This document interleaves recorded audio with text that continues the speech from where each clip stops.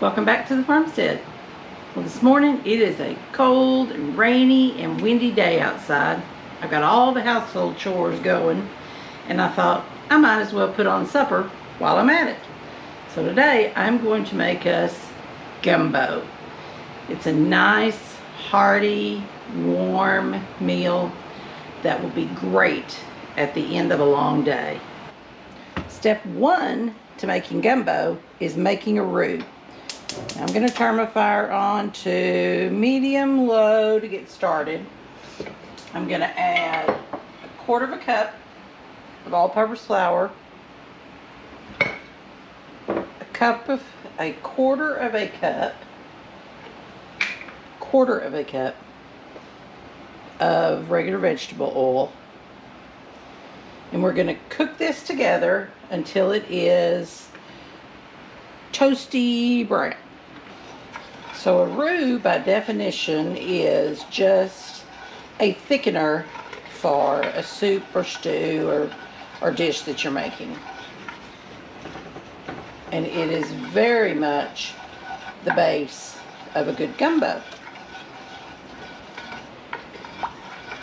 Now, technically, it's a roux at this point. We've added our oil and our flour to a pan, and this is a blonde roux. We've done nothing with it. We've not let it cook.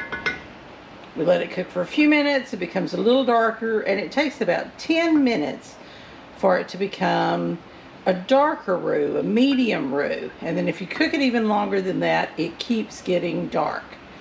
The flour will take on a very nutty flavor, and it adds a very distinct flavor to our gumbo. Alright, so we're going to let that get going, and I want to monitor my fire to keep it cooking but not burning. So this is about 5 minutes in on a medium heat. And you can see we're really starting to get a nice brown color to it. I'm going to turn this down to low and let it cook maybe for another 5 minutes, and by then it should be absolutely perfect.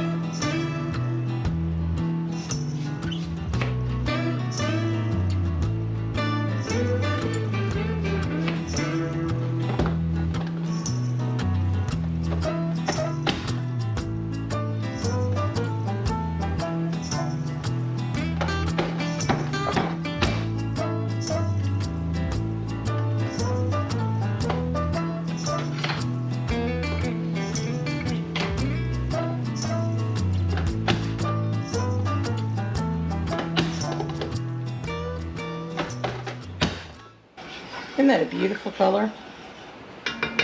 Now to that, I'm going to add my 1 medium onion that's been diced. I'm going to add some green bell pepper from the freezer, and this will break apart nicely and cook in no time. Now the holy trinity of cooking Cajun food is onions, peppers, and celery. If you want, you can absolutely add a couple stalks of celery that's been chopped up to this size so that it all cooks evenly. But we don't really care for celery, so I am going to leave that out. And it'll be just fine. Alright, we're going to let those cook for a few minutes and get a little bit translucent. Now while that's cooking, let's talk a little bit about what else we're going to add. We're going to add 1 package of okra. We're going to add a package of shrimp. Now, these shrimp are kind of the medium size. They are raw, they are peeled and deveined, and the tail is off because we don't want to be picking in our gumbo to get the tails off. So, We're going to put these in there, and although they're raw, this is going to cook long enough, they will absolutely cook through. We're adding andouille sausage.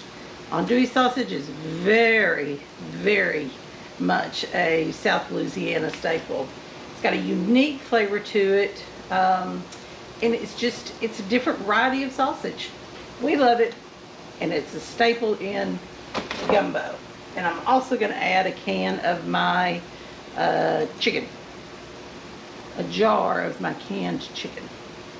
All right, then we've got some spices and things too, but we need to stir this.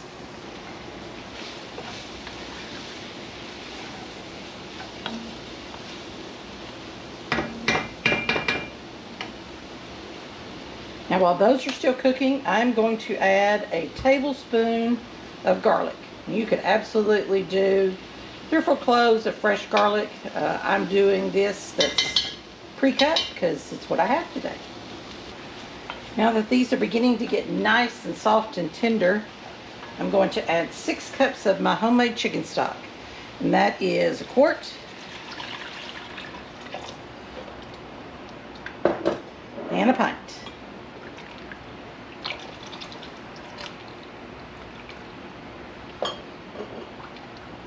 See that beautiful brown? That's what you get when you cook your roux just right. And don't be afraid to let it cook until it does get brown, because it makes all the difference. All right, to that we're going to add 1 teaspoon of pepper. It's about time to refill my pepper.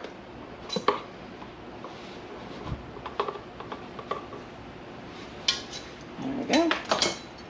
More or less a teaspoon. And some salt. Teaspoon of salt.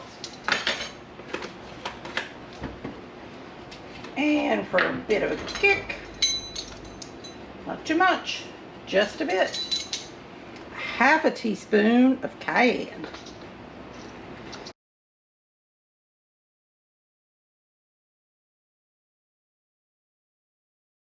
All right, so we're going to let that get hot. And in the meantime, I'm going to chop up my andouille sausage.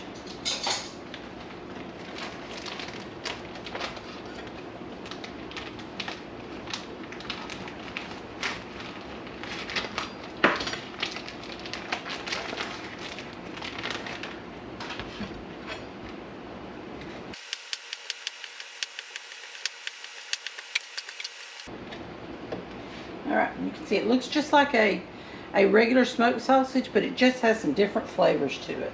Now, I'm going to clear some space here and get my crock pot.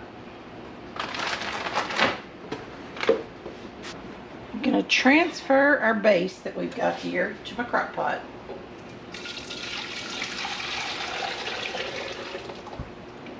All that good stuff.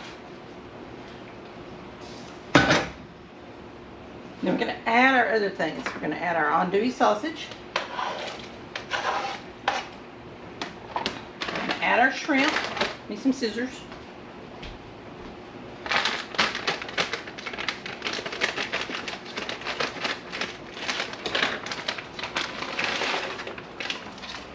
We're going to add our okra.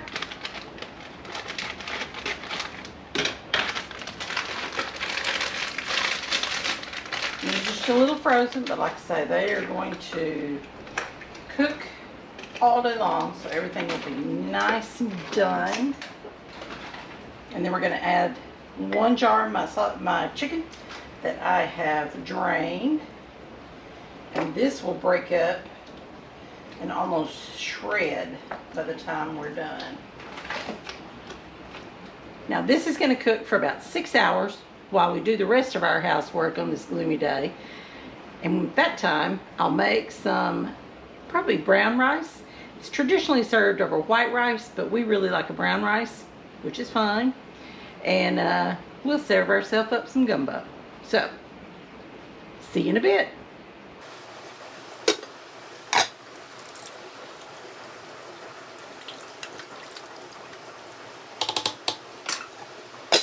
All right, we are about 4 hours into the cooking time on our gumbo, and it's time to add our filet, which is our last spice.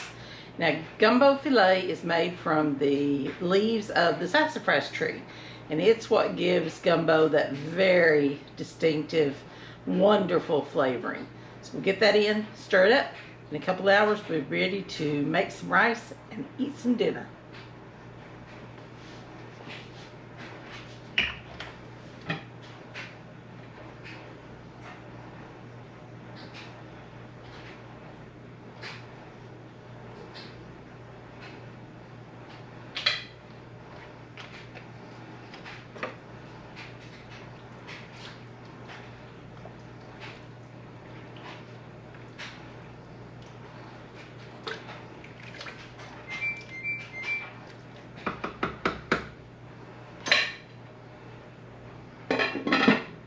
Well, finally, after all that cooking time, we are ready to eat. I didn't have any brown rice in the pantry like I thought I did, so we're just doing white rice, which is what gumbo is traditionally served with anyway. I'm going to take a scoop, bottom of a bowl,